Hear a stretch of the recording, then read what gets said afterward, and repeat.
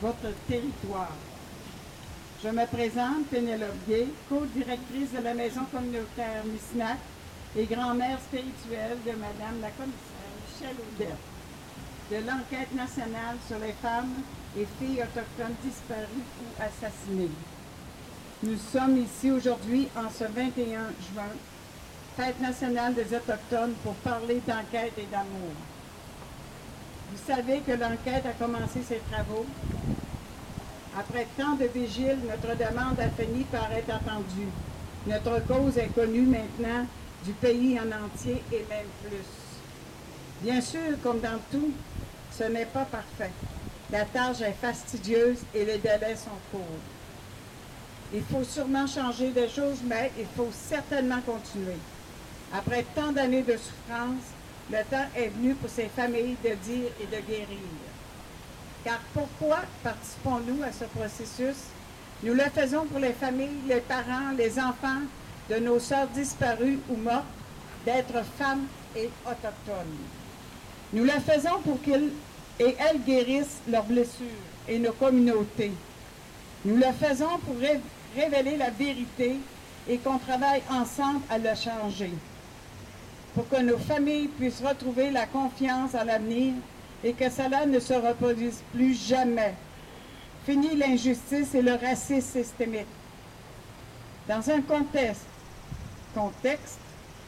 où on désire mettre en œuvre la déclaration de l'ONU des droits des peuples autochtones, où nos communautés ont soif d'eau potable et de conditions de vie décentes, où il est question de vérité et de réconciliation après le triste saga des pensionnats indiens, où on parle du racisme systémique dans les relations entre nos peuples. On a fini par accepter notre demande d'enquête et nous ajoutons un jalon dans notre histoire. Nous sommes prêtes et prêts à témoigner pour que la vérité soit révélée.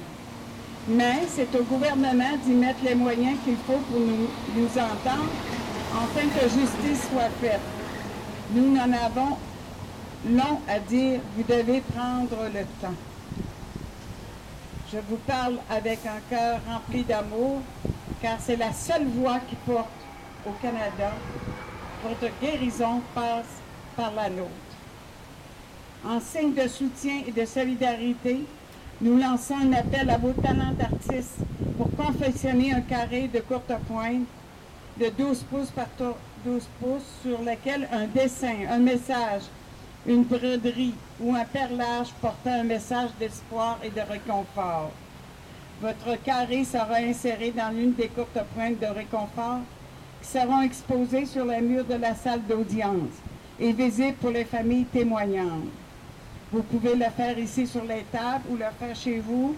Nous transmettre votre œuvre avant le 21 août 2017 à la Maison communautaire Misnac. Merci de votre soutien envers nos frères et nos sœurs.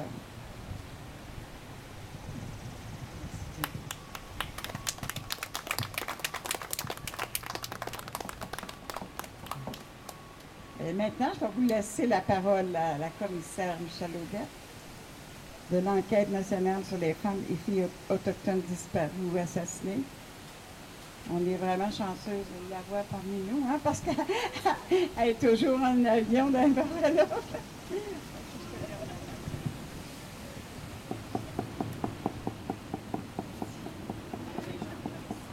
Oui, j'ai besoin de vivre un peu mes émotions, là. Je suis humaine avant tout et parfaitement imparfaite. Et le moment où le téléphone a sonné pour savoir si 5 personnes allaient accepter ce beau mandat, ce mandat historique, j'étais avec mes jumelles et Yokwasé. Et les larmes ont coulé. Des larmes de joie, mais des larmes d'inconnu. Et depuis, ma première action a été de m'assurer que comme mère, comme militante, comme commissaire, comme femme, que j'allais aller me chercher ou m'entourer d'amour. Donc, une coucoum, une nokoum, une grand-mère. Ça a été ma première action. Je dis oui, j'ai oublié de consulter mon chum. Et après ça, j'ai appelé Pénélope à savoir si elle voulait m'accompagner dans cette grande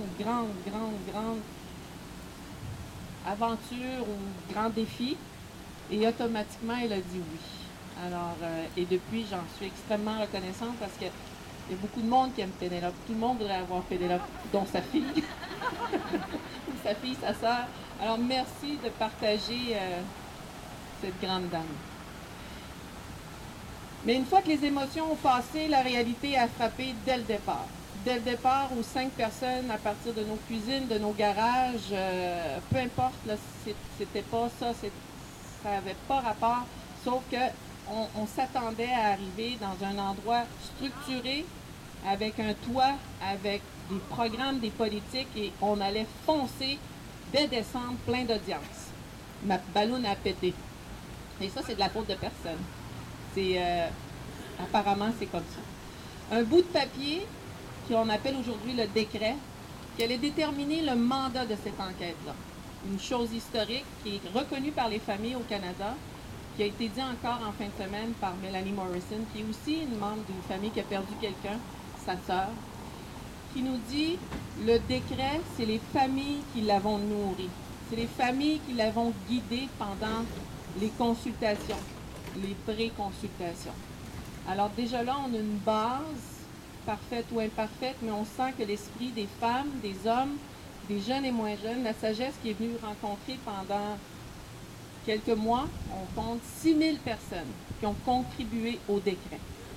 Alors, on nous dépose ça, et à partir de ce moment-là, très vite, de partir d'un toit qui est à Wendake maintenant depuis le mois de février.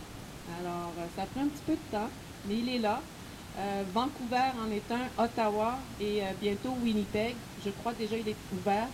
Où là, 5 commissaires, on va se doter de gens merveilleux. D'ailleurs, on en a une qui commence la semaine prochaine. Andréane, merci de faire partie de l'équipe. Et de faire en sorte que de septembre jusqu'à aujourd'hui, rencontrer constamment les gens dès qu'on débarque de l'avion. Et j'espérais avoir Pénélope avec nous, mais on va la faire rouler. On va la faire rouler le plus loin possible. Je pense que c'est Halifax et Thunder Bay sa limite. Donc, elle va vous rouler entre les deux beaucoup. Où là, on entend les familles dès septembre jusqu'à aujourd'hui. On entend des leaders autochtones, mais aussi des leaders d'opinion. Comme ici, on connaît très bien la fille qu'on a rencontrée, Widia, sa grande amie aussi, Mélissa Mollin-Dupuis, Hélène Gabriel, des gens qui sont peut-être pas associés directement à des organisations, mais qui ont des opinions, des idées, des recommandations et surtout une passion. Alors, c'est des milliers de personnes qu'on rencontre jusqu'à aujourd'hui pour dire on doit faire des enquêtes, on doit découvrir la vérité de ce qui s'est passé il y a 60 ans, il y a 50 ans ou la semaine passée.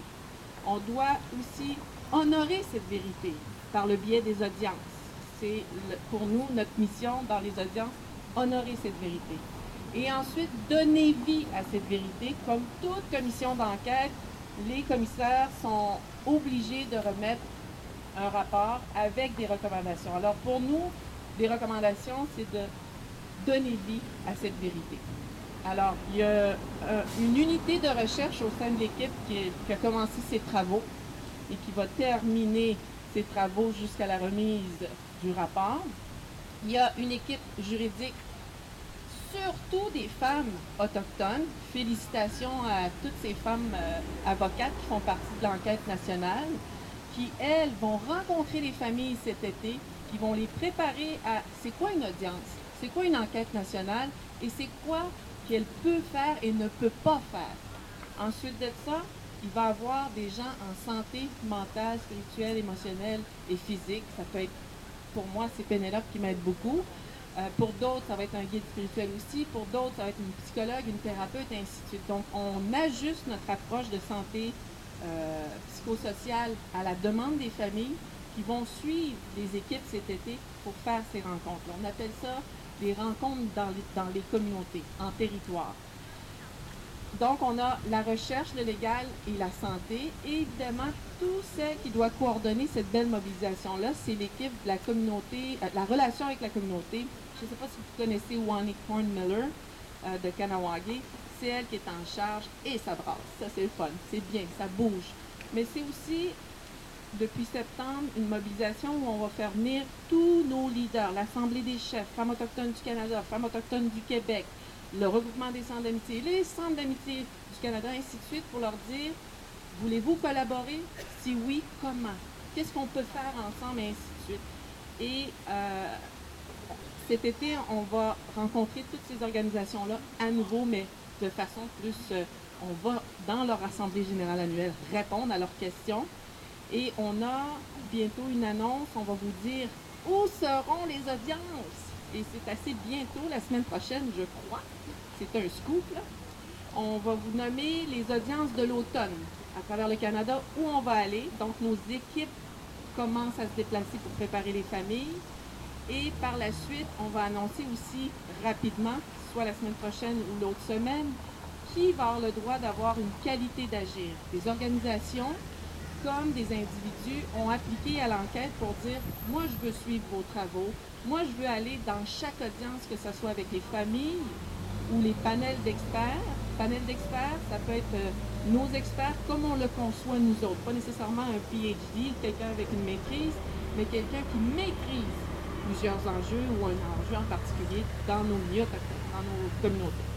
Ensuite, il y a les audiences avec les institutions. Les institutions, c'est les gouvernements. On parle au Québec, on entend souvent la SQ. Oui, la SQ va être questionnée. Oui, la GRC va être questionnée. Alors, les institutions font partie des audiences, mais les institutions, c'est aussi nos conseils de bande.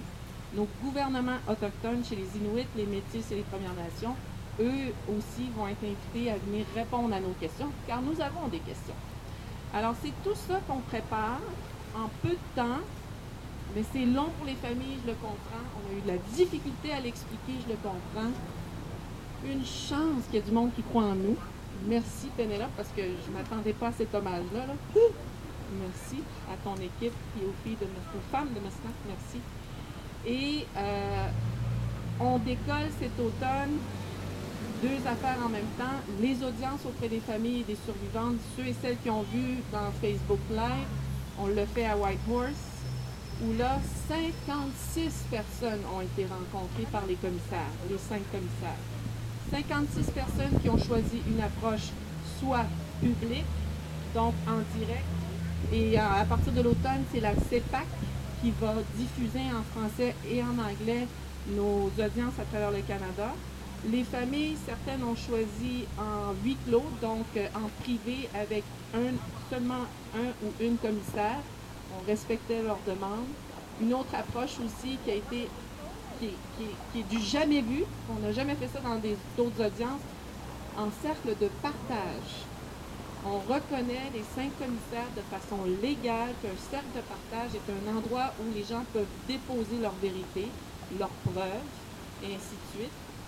Sinon, l'autre aspect peut être j'ai envie de chanter ma vérité, j'ai envie d'écrire ma vérité ou j'ai envie de sculpter ma vérité comme artiste, je peux le faire. Donc, légalement, les commissaires ont convenu que si une femme ou une famille arrive avec un objet ou une œuvre d'art pour dire voici moi mon histoire, elle devient une preuve. Ça, il y a déjà des provinces qui ont pensé contester cette approche. Alors, on envoie de l'amour en disant nous arrimons, et je termine avec ça, dans cette enquête historique qui prend du temps à démarrer pour assurer que les cultures autochtones sont respectées, les protocoles autochtones sont respectés et appliqués, et nos lois ancestrales. Les Inuits, à comparer aux Inuits ou aux Giksan ou aux Malicites, ce sont toutes des approches différentes au niveau des protocoles et des lois. Donc, on arrime la loi canadienne et celle des peuples autochtones. Alors, il y a beaucoup de réflexions pour assurer qu'on n'oublie personne ou qu'on ne blesse personne. Et on se blinde par nos avocats pour être sûr de ne pas être contesté en cour fédérale pour assurer que la vérité sortie d'un cœur, d'une famille, soit prise en considération. Alors, c'est un travail qui est énorme, mais je vous dirais qu'à tous les jours, on est 50 quasiment qui travaillent, et je vous dirais c'est 95% de femmes et hommes autochtones. Ça, j'en suis très fière. Chaque commissaire a une coucoum et je vous dirais, c'est des femmes fortes qui nous ramènent à l'ordre. Comme j'ai dit l'autre fois, je démissionne 30 secondes par 2 semaines. Et elles me ramènent à l'ordre. Alors, je dis un gros merci, puis je repars avec plein de carrés si je peux. Puis il y a du monde chez nous qui vont faire une courte pointe pour les familles. Les familles, c'est un mandat que les grands-mères nous ont donné en janvier, que lorsqu'une femme va témoigner ou une famille vient témoigner, et s'il y a beaucoup d'émotions, il y a certaines nations qui nous ont dit la couverture fait partie de la tradition pour réconforter, protéger, et ainsi de suite. Alors, mettons que c'est un beau geste. Merci. Merci.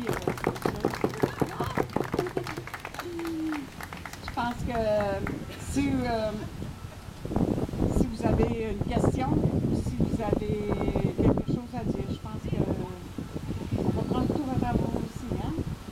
J'aime ça! Je pense que c'est important aussi de vous entendre.